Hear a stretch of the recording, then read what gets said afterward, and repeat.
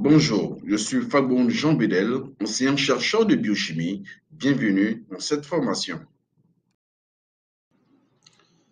Le thème de ce cours porte sur les macronutriments.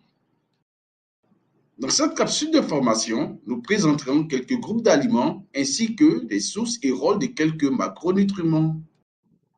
Alors, les aliments peuvent être classés en 7 groupes en se basant sur la parenté biochimique, la composition en nutriments voisine ou la modalité de production. Ce sont entre autres les viandes, les légumes et fruits et les boissons.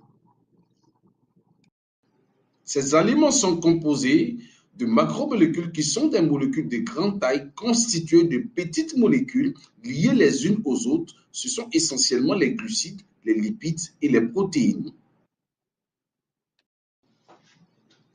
Les glucides tirent leur nom de glucides qui signifie doux. Ce sont des hydrates de carbone. On peut les classer en 2 groupes. Les structures simples, qui sont les oses, et les structures complexes, nommées osides ou polysaccharides, composées d'au moins 2 oses.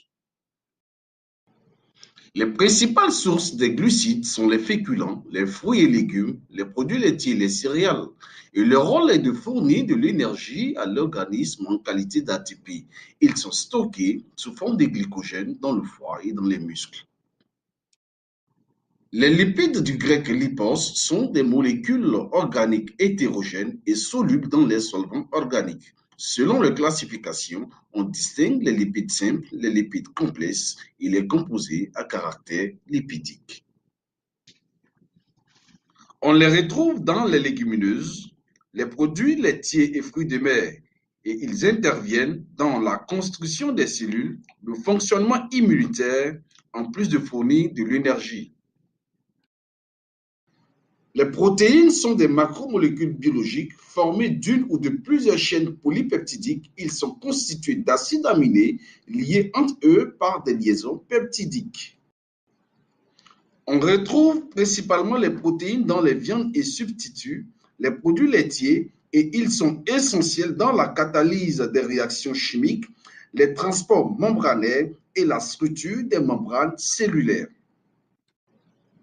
Enfin, par des mécanismes d'anabolisme ou de catabolisme, ces macronutriments sont utilisés par notre organisme pour des besoins vitaux. Ci-joint les références utilisées dans cette capsule de formation. Merci d'avoir pris le temps de suivre cette capsule. Au prochain rendez-vous pour les notions de métabolisme bioénergétique.